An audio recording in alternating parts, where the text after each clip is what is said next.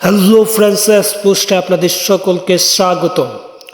আজ এই ভিডিওর মাধ্যমে জানব বাংলাদেশ এবং জিম্বাবুয়ের মধ্যকার এক ম্যাচের টেস্ট সিরিজের সময়সূচি।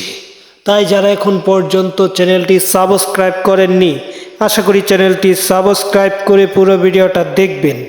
তাহলে জানতে পারবেন বাংলাদেশ এবং জিম্বাবুয়ের মধ্যকার এক ম্যাচের টেস্ট সিরিজের একমাত্র ম্যাচটির সময়সূচি। তাহলে দেরি না করে আমরা দেখে আসি।